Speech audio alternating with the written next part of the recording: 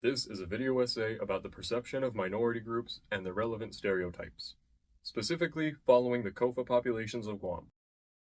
Now, this video will explore sensitive topics such as racism, and at some points or others, may imply ethnic supremacy. Nothing here should be taken as my own views, and I'm only presenting the academic information available to me, which, when possible, I will cite in the description. Now, with that out of the way, why do some people make that sound?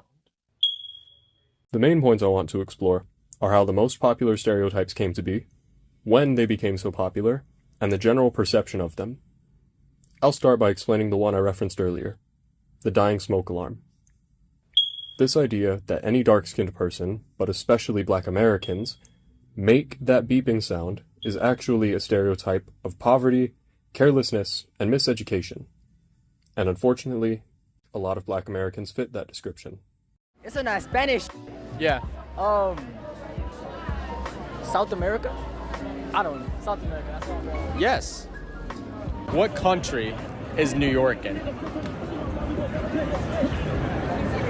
Who fought in the Civil War?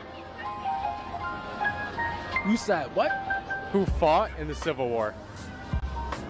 As in, like, shooting range or, like, fighting? United States of America. United States of America? Yeah, no cheating. I done cheated. I look how you serious. You know how many stars are on the U.S. flag? 52 now? Yes. Do you know what year the War of 1812 was? No. Shooting range. The army and, wait, what you mean? The first Civil War, second, third? You never know. So, like, which one are you talking about? The Civil War. Like, was it a long time ago or, like, recently? You said what? Do you know when the War of 1812 was? Long time ago? Like a decade ago? Probably. A decade. Which would be what, a year? Yeah.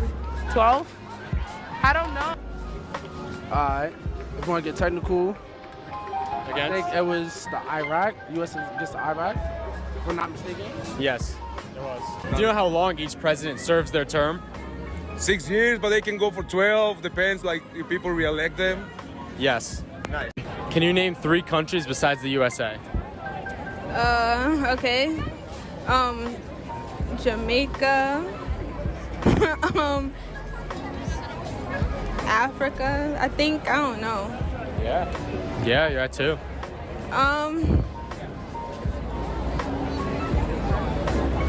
Puerto Rico. One more. Puerto Rico. Got it. Sniped.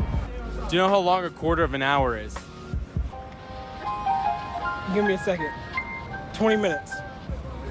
Yes. Do you know how long each president serves their term? 2 years. Yes. How many letters are in the alphabet? 26. How many people are on Earth? Around how many, if you had to guess?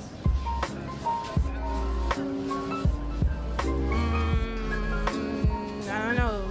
200 trillion? Something like that. Trillion. Yes. If you were born 10 years ago, how old would you be today? I was born 10 years ago. I would be, I'm 23, I would be 12. Almost anyone who actually has a dying smoke alarm in their home and doesn't address it is either too careless to fix or notice the problem, too poor to justify the price of a battery pack just for smoke alarms, or too uneducated to realize what that sound means or how to fix it. According to the Know Your Meme website, smoke alarm chirps were first popularly associated with poverty in the US and Canada in the late 2000s. Then, in the mid-2010s, associated with Black Americans after a pattern was noticed with people who were most often in the videos that unintentionally included the sound as part of the environment. Another popular stereotype, one shared by Mexicans in the US and the Chukis on Guam, is the uneducated worker, which was inspired by the large amount of Hispanics who had come to the US to work seasonal jobs in construction, cleaning, farming, etc. And on Guam comes from the amount of first and second generation migrants in starting positions who struggle with English comprehension, making it seem like they don't know how to follow basic instruction.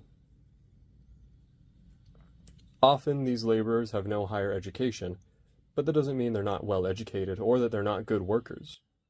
I'm sure everyone has a passion for their craft. a lack of formal school doesn't diminish that.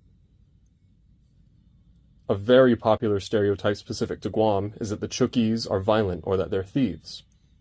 This stereotype is popular throughout the Pacific about all Micronesians, including the Chamorro, that we are all violent thieves. On Guam, this stereotype isn't taken so seriously anymore. But there was a time, very recently, where the elderly might clutch their purses or hide their watches when they'd see a group of Kofa migrants. While, like almost every stereotype, it's not entirely true, this comes from a pattern of the island's crime statistics and media. During the mid-70s and 80s, the first wave of mass Chukis immigration came to Guam. The people of Chuk were severely misunderstood by us. Their society in the old country was one that was extremely interconnected. When they came to Guam, it would be a complete culture shock. Our westernized life was alien to them. That made it difficult for many first-generation migrants to fit in, made it difficult to find local friends to help them navigate their new life, made it hard to get help when they really needed it. The lack of help is where all their problems really start. When unable to get help from others, I think all of us would help ourselves, even in some of the worst ways. And if we can't help ourselves, we lash out. According to Caricature of an Island by Francis Hazel, the Chukis' culture is not often known to be progressive or open to new ideas, so when someone has something on their mind that's hard to explain, like depression, psychosis, schizophrenia, or even smaller issues like struggling with work, failing friendships, or a differing sexuality, the first and second generation migrants often have no one to turn to but themselves. Despite their families and communities being so close-knit, this lack of attention can develop into alcohol or drug abuse, and eventually, the episodes of violence we see in the news. These relatively rare incidents have shaped our view of an entire culture, an entire nation. In our very recent history, most of these stereotypes were believed fully and influenced our opinions on each other. The greedy Jew,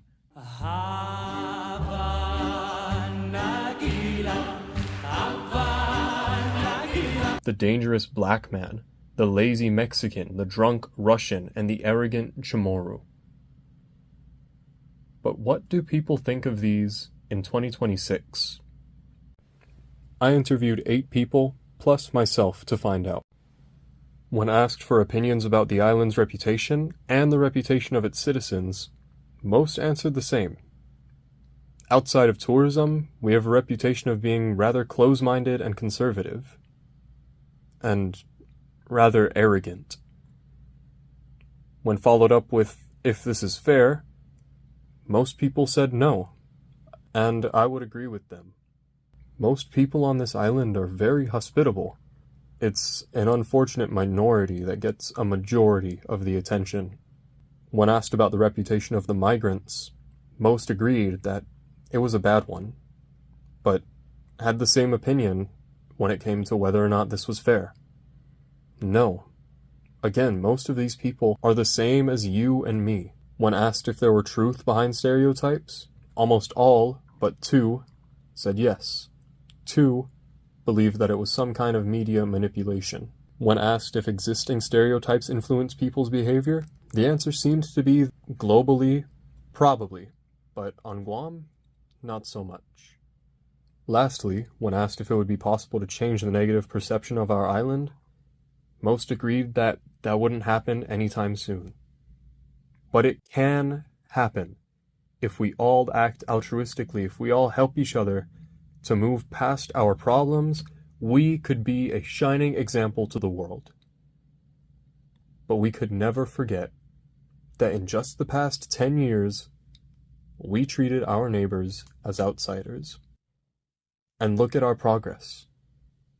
I think much of the world has come so far in terms of anti-segregation, anti-racism, in terms of inclusivity and diversity in the past 10 years. Not in a forced way, like mandatory diversity quotas. I believe people are genuinely more tolerant to each other, which is what inspired this video in the first place. Keep an open mind. And thank you for your time. Ah.